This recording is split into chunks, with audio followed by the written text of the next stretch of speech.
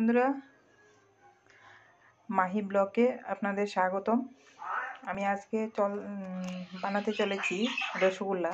তার জন্য 1 লিটার দুধ নিয়ে নিলাম, সাথে চিনি নিয়ে নিলাম 1 কাপ, এলাচি 5টা নিয়েছি আর দারচিনি নিয়েছি।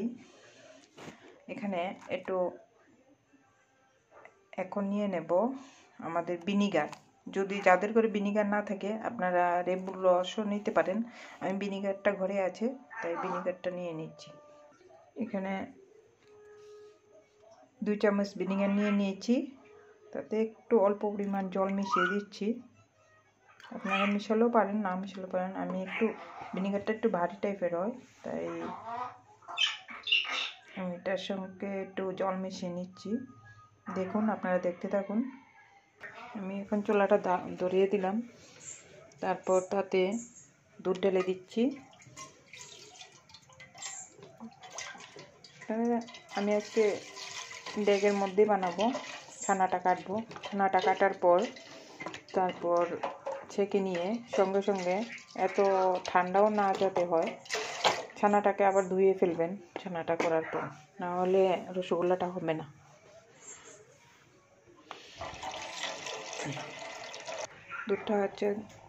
দুধটা বগল ওঠার পর আমি ওইখানে ভিনিগারটা মিশিয়ে দেব।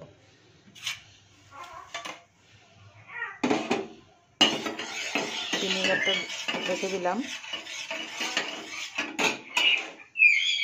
দুধটা গরম হোক। আমি শিরাটা এর মধ্যে তৈরি করে নিই। এর মধ্যে 1 কাপ চিনি নিয়েছি আর 1 কাপ জল দিয়ে দিলাম, 3টা দিয়ে দিলাম।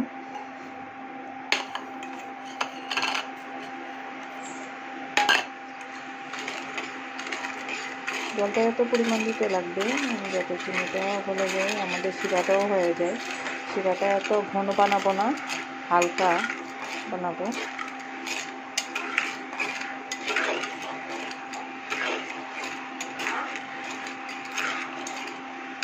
দেখতে থাকুন। এটার মধ্যেই এলাচিগুলা একটু ফাটিয়ে দিয়ে দেব।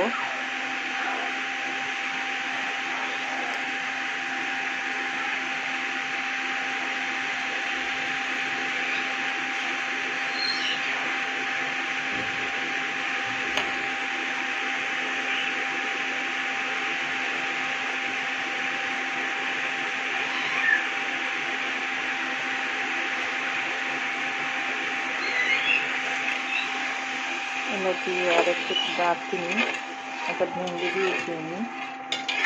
দিয়ে শিরাটা তৈরি করে নেব, যাতে আমাদের শিরাটা বেশি ঘন না হয়।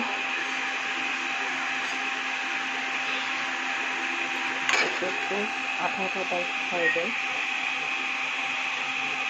এদিকে আমার দুধ এখন বগল উঠবে। দুধটা গরম হয়ে গেলে তারপর তাতে ভিনিগারটা দিয়ে দেবো।